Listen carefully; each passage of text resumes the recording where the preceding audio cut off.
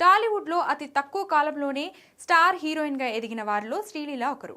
ఎంట్రీతోనే star హీరోలతో జతకట్టిన ఈ ముద్దుగుమ్మ తన గ్లామర్ డాన్స్తో తిరుగులేని ఫ్యాన్ బేస్ని సంపాదించుకుంది. కానీ ప్రెజెంట్ కెరియర్ గ్రాఫ్ కాస్త డౌన్ అయింది. వరుస అవకాశాలు వస్తున్నప్పటికీ హిట్లు మాత్రం పట్టం లేదు. దీంతో ఇప్పుడు శ్రీలీల అయోమయంలో పడిపోయింది. అంతేకాదు, ఈ ఫెయిల్యూర్ ఎఫెక్ట్స్ ఏకంగా తన రెమ్యూనరేషన్ మీదే పడింది. ఇటీవల శ్రీలీల పరాశక్తి సినిమాతో తమిళ ఇండస్ట్రీలోకి అడుగుపెట్టింది. సుధా కొంగర దర్శకత్వంలో శివకార్తికేయన్ హీరోగా నటించిన ఈ భారీ బడ్జెట్ చిత్రం జనవరి 10న విడుదలైంది. అయితే ఈ సినిమాకు శ్రీలీల తీసుకున్న పారితోషికం ఇప్పుడు ఇండస్ట్రీలో హాట్ టాపిక్ గా మారింది.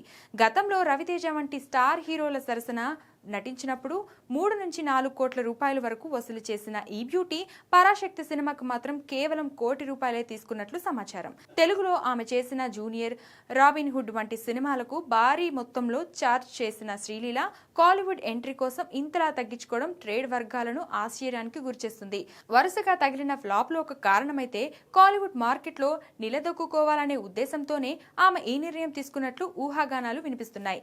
పుష్ప 2లో స్పెషల్ సాంగ్తో దేశవ్యాప్తంగా గుర్తింపు తెచ్చుకున్న ఈ బ్యూటీ ప్రస్తుతం బాలీవుడ్ లో కార్తిక్ ఆర్యన్ సరసన కూడా నటిస్తుంది.